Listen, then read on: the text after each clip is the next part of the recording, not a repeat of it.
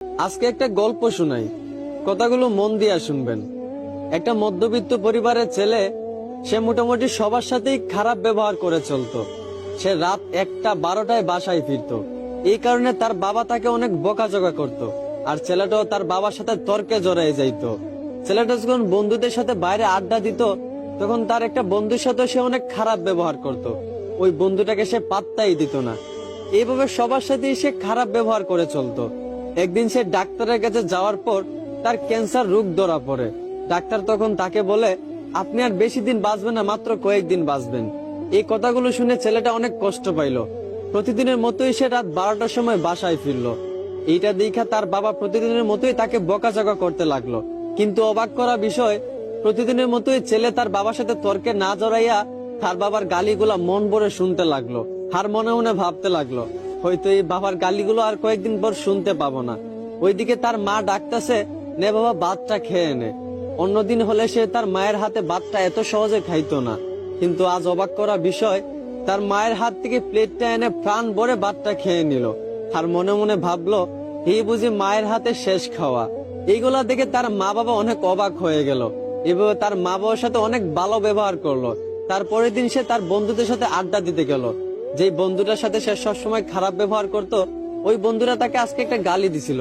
কিন্তু অবাক করা বিষয়, অন্যদিন সে একটা গালির বদলে ওই বন্ধুটাকে আরো 10টা গালি দিত। কিন্তু আজ অবাক করা বিষয়, ওই বন্ধুটা গালি দেওয়ার পর সে বন্ধুটাকে জড়িয়ে ধরে কাঁদতে লাগলো আর বলল, ভালো থাকিস রে দোস্ত। এইগুলা দেখে তার সকল বন্ধুরা অবাক হয়ে গেল। যেই বন্ধুরা কখনো খারাপ ব্যবহার না করে থাকতে পারতো না, সেই বন্ধুটা সবার সাথে হাসি মুখে ভালো ব্যবহার করতেছে। সবাই অনেকটা অবাক হয়ে গেল। ছেলেটা আগের চেয়ে অনেক পরিবর্তন হয়েছে, আগের চেয়ে অনেক ভালো হয়ে গেছে, এখন সবার সাথেই ভালো ব্যবহার করে। এইভাবে মাসখানিক যাওয়ার পর ছেলেটা আবার ডাক্তারের কাছে যায়।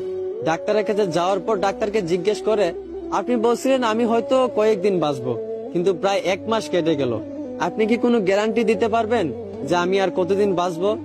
এইটা শুনে ডাক্তার ছেলেটাকে বলতে লাগলো, দেখেন একটা কথা শুনেন, আমি ওই দিন যে আপনাকে বলছিলাম আপনি মাত্র কয়েকদিন বাঁচবেন, এই কথাটা আপনাকে আমি মিথ্যা বলছিলাম। আর মিথ্যা বলার কারণ আপনাকে পরিবর্তন করা। আপনি আগে সবার সাথেই খারাপ ব্যবহার করতেন।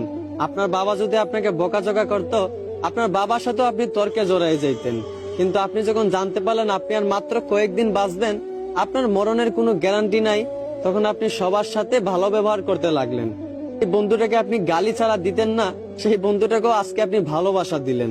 আসলে এইখান থেকে আমরা একটাই শিক্ষা পাই, যে প্রত্যেকটা মানুষ যদি তার মরণের কথা স্মরণ করত, যে হয়তো বা আজও তো মারা যেতে পারি, কালও তো মারা যেতে পারি, এখনো তো মারা যেতে পারি, এইভাবে যদি প্রত্যেকটা মানুষ তার মরণের কথা স্মরণ করত, তাহলে দেখতেন কোনো মানুষই দুনিয়াতে খারাপ ব্যবহার করত না, কেউই কারোর প্রতি কোনো অভিযোগ রাখতো না, কেউই কাউকে মাফ না করে থাকতে পারতো না। প্রত্যেকটা মানুষ যদি তার মরণের কথা স্মরণ করত, তাহলে কখনোই মানুষের প্রতি অবিচার করতো না। এই জন্যই সবাইকে বলি, সবার আগে নিজের মরণের কথা স্মরণ করেন, তাহলে দেখবেন জীবন পরিবর্তন হয়ে যাবে। আশা করি আমার কথাগুলো বুঝতে পারছেন। ধন্যবাদ।